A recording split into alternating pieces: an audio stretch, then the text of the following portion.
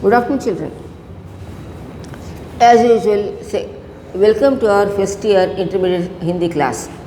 बच्चों, कल हम लोगों ने सुना था पढ़ा था, मैंने बताया था कि हार की जीत लेसन, और इसके लेखक थे सुदर्शन। यस, और पढ़ा था ना हमने कि बाबा भारती के पास एक घोड़ा था। वो घोड़े से बहुत ज़्यादा प्यार करते थे, बच की तरह उसको देखते थे। और उस गांव में एक डाकू रहता था, उसका नाम था खड़क सिंह। और ये घोड़ा बहुत सुंदर था, इसकी चाल बहुत अच्छी थी। बाबा भारती को अपने घोड़े पर बड़ा गर्व था। एक जैसे कि एक माँ को अपने बच्चे पर गर्व होता है, उसी प्रकार से बाबा भारती को अपने घोड़े पर बड़ा गर्व था, उसकी चाल पर गर्व था। और खड़क सिंह और उन्होंने इस घोड़े का नाम रखा था सुल्तान। और जब एक बार ये खड़क सिंह ने इस घोड़े को देखा, और खड़क सिंह क्या था, डाकू था उस इलाके का।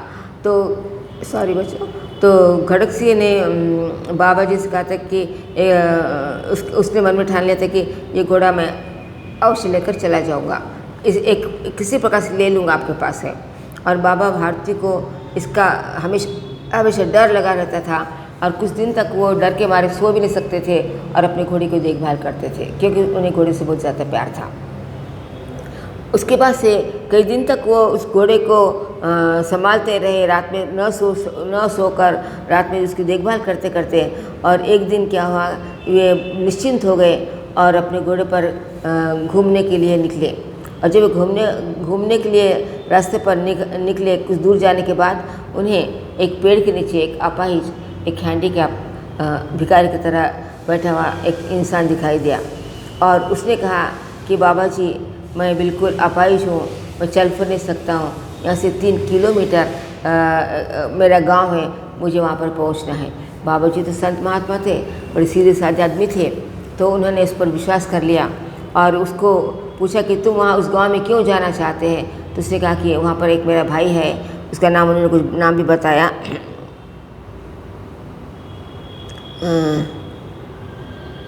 दुर्गादत्त नाम का जो वैद्य है, वो मेरा सौतेला भाई है, और मैं उसके पास इलाज के लिए जा रहा हूँ।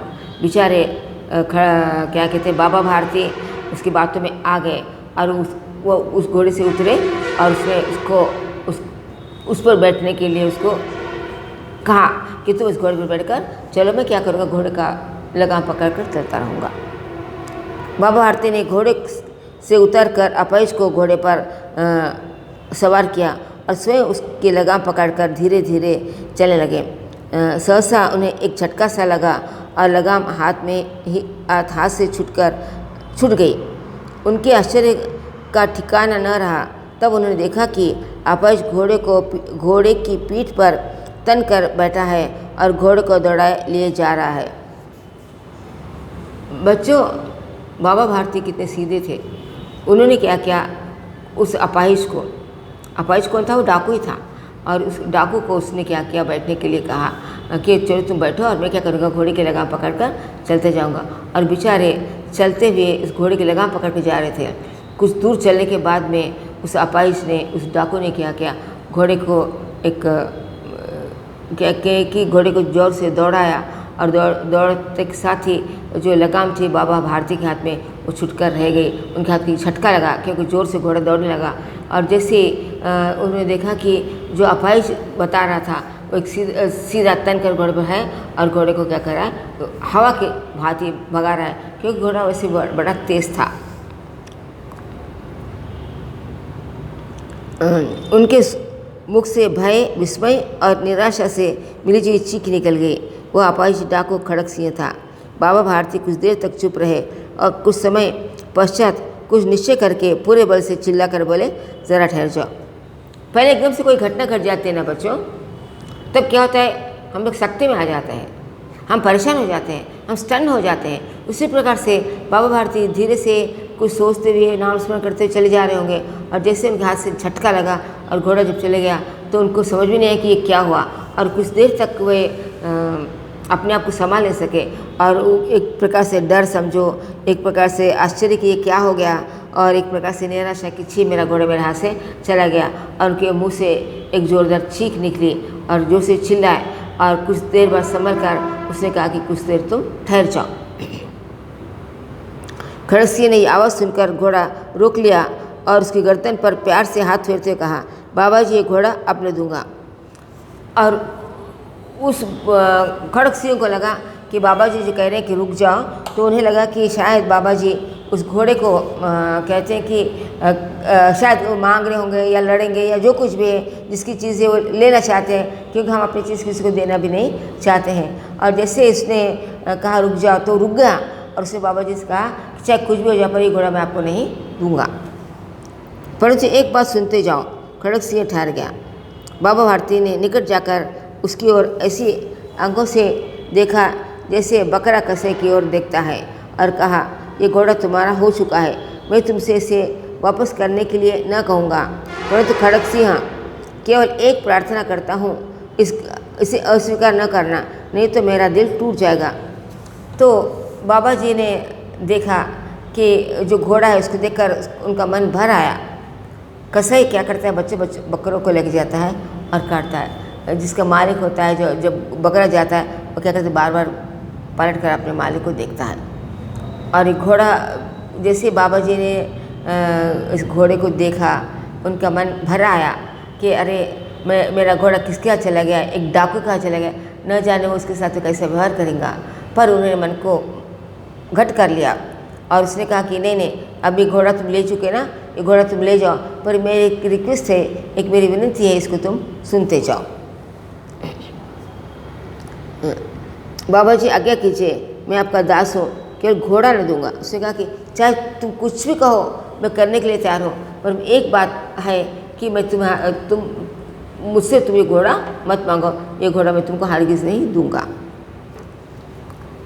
अब घोड़े का नाम न लो, मैं तुमसे इस विषय में कुछ न कहूँगा, मेरी प्रार्थना केवल यह है कि इस घटना को किसी के सामने प्रकट न करना।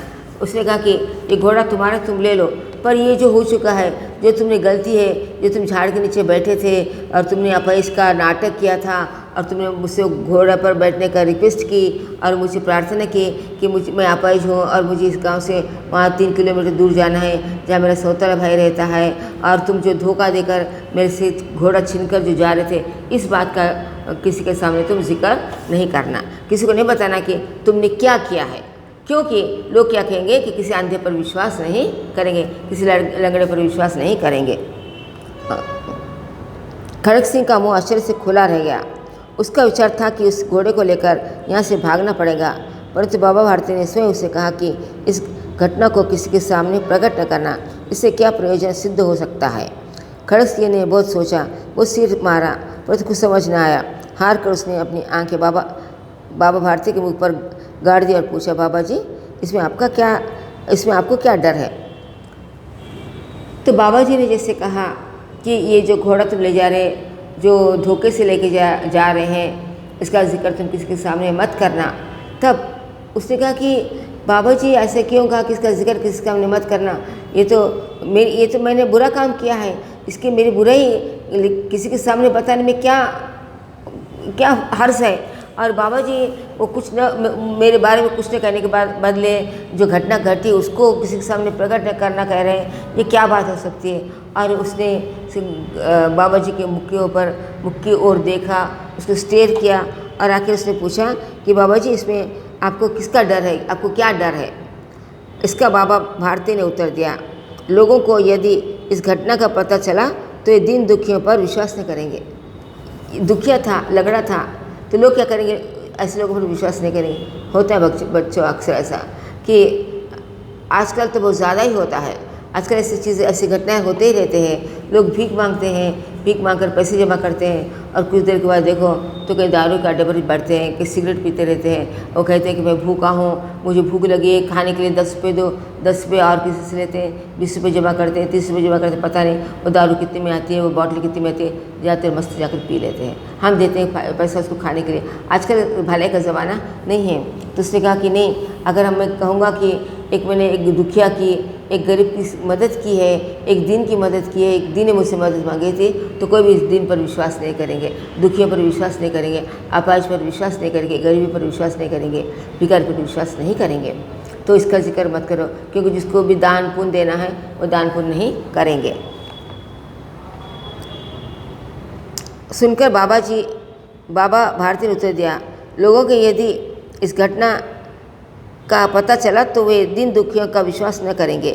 यह कहते कहते उन्होंने सुल्तान की ओर से इससे मुंह मोड़ लिया जैसे उनको उससे कभी संबंध ही नहीं रहा था, क्योंकि उसको देख नहीं सक रहे थे और उसकी तरफ बिना देखे क्या करे पलट कर आ गए। बाबा भारती चले गए, परंतु उसका शब्द खड़गसिंह के कानों में उस प्रकार उनके शब्द खड़गसिंह के कानों में उसी प्रकार गूंज रहे थे। सोचता था कैसे ऊंचे विचार है, कैसा पवित्र भाव है। उन्हें इस घोड़े से प्रेम था। उसे देखकर उसका मुख फूल की नाई खिल जाता था। कहते थे इसके बिना मैं न रह सकूँगा। इसकी रखवाली में वे कई रात सोए नहीं, भजन भक्ति न कर रखवाली करते रहे, परंतु आज उनके मुख पर दुख की रेखा तक दिखाई न पड़ती थी। उन्हें केवल यह कहा था कि कई लोग दीन दुखियों पर विश्वास नहीं करेंगे। तो एक ही जगह पर बच्चों क्षमा, प्यार से प्यार को जीता जा सकता है। हम जो गांधीवादी होते हैं, गांधी जी कहा करते थे कि अगर तुम्हारे सामने कोई एक थप्पड़ मार तो दूसरा गाली उसके सामने रख दो, तो कितना मारेगा वो, मार मार कर थक जाएगा, हम कुछ नहीं कहेंगे।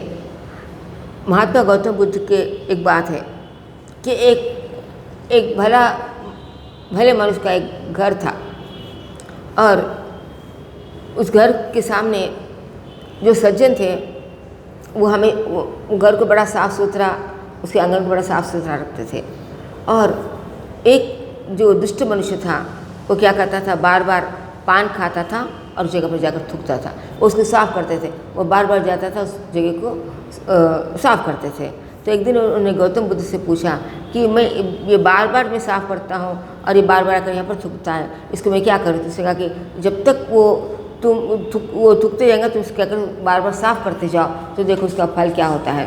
और करते करते वो इतने बार थूकता था और इतने बार साफ़ करते थे।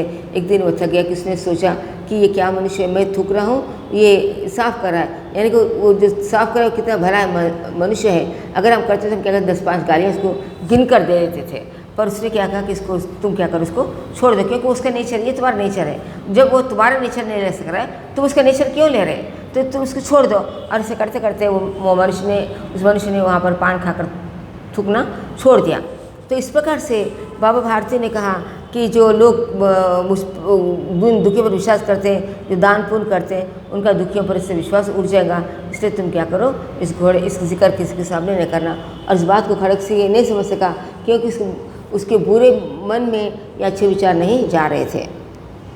और उसने सोचा कि ये कितने अच्छे भले मनुष्य, इनके विचार कितने अच्छे हैं कि जिस घोड़े के वो बच्चे की भांति इसकी देखभाल करते थे, इसके लिए रात भर नहीं सोए थे, भजन कीर्तन इसने छोड़ दिया था, भगवान का नाम छोड़ दिया था और इस घोड़े की चिंता में हमेशा रहते थे। और उसने ये घोड़ा जब मुझे दे दिया तो उनके मुख पर एक दुख की इतनी निराशा भी दिखाई नहीं दी और वो मुख मोड़ कर चले गए। जिस घोड़े पर उन्हें गर्व था, जिस घोड़े के देव इतना वो फूले न समाते थे, कितने खुश होते थे, आज उन्होंने ऐसा कैसा व्यवहार किया। ऐसा मनुष्य नहीं देवता है। उसका मन यहाँ पर क्या हो गया, पलट गया। रात्रि के अंधकार में खड़गसिंह बाबा भारती के मंदिर पहुँचा। चारों ओर सन्नाटा था, आकाश में तारे टिमटिमा रहे थे। थोड़ी दूर पर गांव के कुत्ते भौंक रहे थे। मंदिर के अंदर कोई शब्द सुनाई नहीं देता था। खड़गसिंह सुल्तान की बाग पकड़े वहाँ धीरे धीरे अस्तबल के फाटक पर पहुँचा। फाटक खुला पड़ा था। किसी समय वहाँ बाबा भारती स्वयं लाठी लेकर पहरा देते थे। और यहाँ पर खड़गसिंह का मन बदल गया और उसने क्या किया, एक रात को खड़गसिंह बाबा भारती के जहाँ जगह रहते थे उस जगह को मंदिर का नाम दिया था, उस जगह पर जाकर पहुँचे। उसने देखा कि जहाँ पर घोड़ा रहता था उसका अस्तबल था। उस अस्तबल में ये जो घोड़ा रहता था उस जगह पर बाबा भारती इस घोड़े की देखभाल करते थे, उसको रखते थे। उसकी देखभाल से वो कभी मतलब कमी नहीं की। और इतनी रात थी कि तारे, सिर्फ आकाश में तारे दिख रहे थे और कहीं कहीं पर कुत्ते भौंक रहे थे, क्योंकि रात के समय पर कुत्ते भौंकते रहते थे। और वो क्या करा, उस जगह पर गया जहाँ पर घोड़े को रखते थे, उस अस्पताल के पास जाकर पहुँचा और उसने क्या किया, धीरे से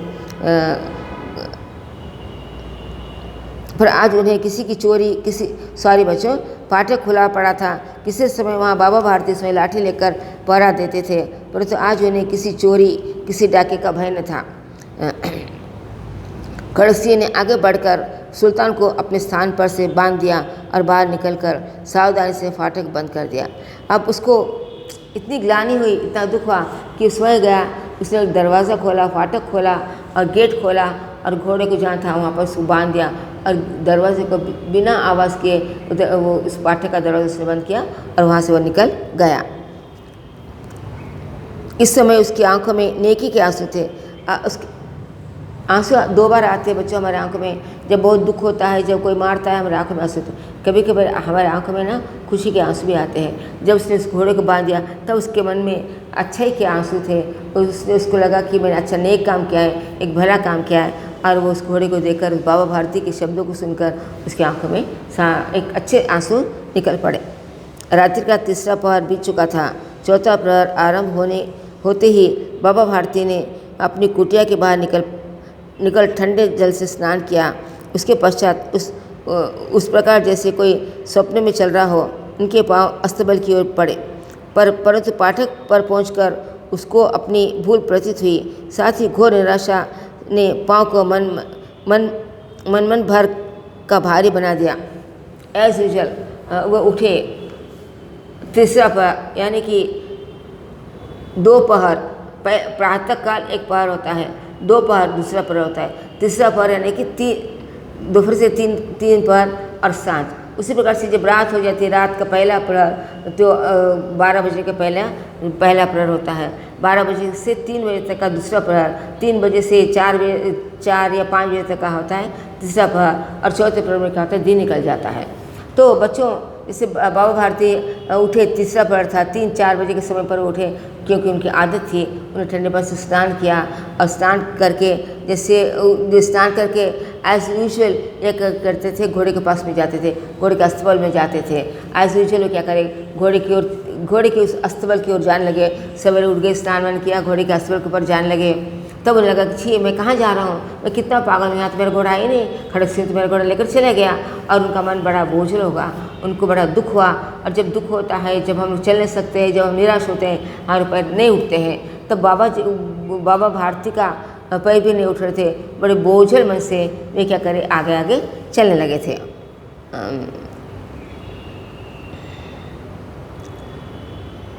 उनके पाँव अस्तबल की ओर चल पड़े, परंतु फाटक पर पहुंचकर उनको अपनी भूल महसूस हुई। साथ ही घोर निराशा ने पाँव को मन भर भारी बना दिया। निराशा से जब वो जल्दी जा रहे थे कि घोड़े को देखना है, अब लगा कि उनके पैर बहुत वजन हो गए और चलने में अपने आप को असमर्थ महसूस करने लगे। वे वहीं रुक गए। घोड़े ने अपने स्वामी के पाँव को चाप को पहचान लिया और जोर से हिनहिनाया। अब बाबा भारती आश्चर्य और प्रसन्नता से दौड़ते हुए अंदर घुसे और अपने प्यारे घोड़े को गले लिपक कर इस प्रकार रोने लगे मानो कोई पिता बहुत दिनों से बिछड़े हुए पुत्र से मिल रहा है। और उन्होंने देखा कि अरे मैं कितना पागल हूँ, घोड़े को देखने के लिए यहाँ पर जा रहे हैं, यहाँ तो घोड़ा है ही नहीं। बाबा उस खड़गसिंह ने घोड़ा लेकर चले गया और कुछ देर तक वो निराशा में डूबे रहे। और जैसे ही मैंने बताया कि घोड़े कुत्ते बड़े ईमानदार होते हैं, और जैसे ही इस घोड़े ने अपने मालिक की आवाज़ को पहचाना, वो जोर से हिनहिनाया। घोड़े की आवाज़ कहते हैं हिनहिनाना, शेर की आवाज़ कहते हैं दहाड़ना, और बकरी की आवाज़ कहते हैं मिमियाना, और हाथी की आवाज़ को कहते हैं चित्कारना, और कुत्ते की आवाज़ को कहते हैं भौंकना। तो इस प्रकार से मेंढक की आवाज़ कहते हैं टर्राना, क्योंकि मेंढक बेक उसे टर टर टर टर टर टर करता है जिसकी आवाज़ कोई नहीं सुनता। तो जैसे घोड़ा हिनहिनाया, जैसे घोड़े ने आवाज़ दी, बाबा भारती दौड़ कर उस घोड़े के पास आ गए। उसने उसकी आवाज़ पहचान ली और उसके गले लगकर क्या करे, वो रोने लगे। जैसे एक बेटा, जैसा एक बाप अपने बिछड़े बेटे को मिलता है कई दिनों से मिलने के बाद, जैसा उसमें प्रसन्नता होती है, उसमें एक खुशी होती है, जैसे हर्ष होता है, बाबा भारती को वही खुशी इस घोड़े से मिलने से, इस घोड़े को मिलने से हुई। कोई पिता अपने कई बहुत दिनों से बिछड़े हुए पुत्र से मिल रहा हो। बार बार उसकी पीठ पर हाथ फेरते, बार बार उसके मुख पर थपकियाँ देते। फिर वे संतोष से बोले, आज अब कोई दिन दुखियों से मुंह न मोड़ेगा। उसने कहा कि बेटा तू वापस आ गया है, अब कोई भी दिन दुखियों से मुंह नहीं मोड़ेगा। अब लोगों के मन में रहेगा कि मनुष्य के मन में अभी भी मानवता जिंदी है। बच्चों, एक तो यह है कि खड़क सिंह का चरित्र चित्रण कीजिए, इसमें प्रश्न आ सकता है। दूसरा आ सकता है कि बाबा भारती को सुल्तान के प्रति कैसा लगा था। तो हम लोग आसानी से लिख सकते हैं, सारांश लिख तो लिख सकते हैं ना बच्चों, कि खड़क सिंह का स्वभाव कैसा था। खड़क सिंह गांव का एक नामी डाकू था, लोग उससे डरते थे। जो जिस चीज़ को लेना चाहता था उस चीज़ को लेकर ले लेता था। वो बड़ा दुर्बुद्धि का था। उसमें उसमें भी थोड़ी सी मानवता थी, क्योंकि इसका हम उदाहरण जब उसने देखा कि बाबा भारती के शब्दों से उसका मन कैसे बदल गया और उसने क्या किया, घोड़ा उसको वहाँ पर वापस कर दिया। और दूसरा है कि बाबा भारती का सुल्तान के प्रति लगाव कैसे था। बाबा भारती का सुल्तान के प्रति एक बाप का बेटे के प्रति जो लगाव होता है, एक किसान का अपने खेतों के प्रति जो लगाव होता है, उस प्रकार का लगाव बाबा भारती को अपने घोड़े के प्रति था। वे इसको देखकर फूले समाते थे, उन्हें उस पर बड़ा गर्व था, उसकी चाल पर गर्व था, और उसको देखकर खुशी से फूले नहीं समाते थे। अगर कोई इस घोड़े की तारीफ़ करता था तो उसके बारे उनका सीना खुशी से फूल जाता था। लिख सकते। अब इसके पहले भी एक प्रश्न लास्ट ये पहला पार्ट मैंने पढ़ा है नहीं बच्चों, उसका नाम है शिक्षा, जिसके बारे में बताया कि शिक्षा क्या है। जब हमारे मन में हम लोग कुछ ठान लेते हैं, कुछ सोचते हैं, और उसको हमको किस प्रकार से क्या कहते हैं कि उसको हासिल करने के लिए चाहे कुछ भी हो जाओ, हम क्या कर सकते हैं, उसको लेकर ही रह सकते हैं। बच्चों, कल हम लोगों ने बाबा भारती के बारे में पढ़ा है, और शायद मैंने इसमें नहीं, अंधेरी नगरी सेकेंड ईयर में था, अंधेरी नगरी चौपट राजा। तो अभी हमारे कितने लेसन्स बचे हैं। शिक्षा 1, धरती को बचाए 2, पार नज़र के खेल तो ऐसे खेलो सफलता कुंजी।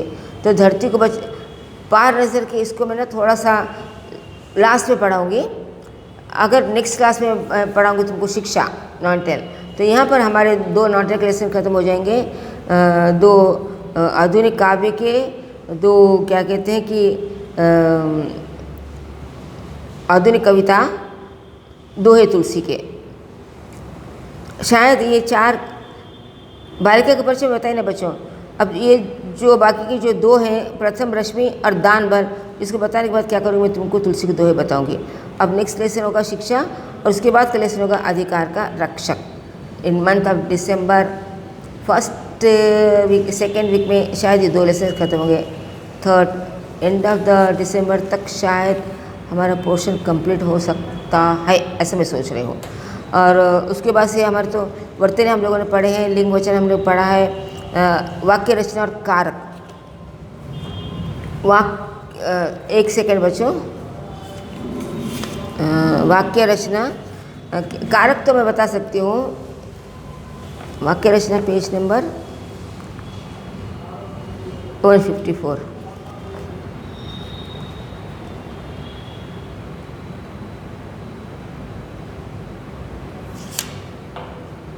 हाँ,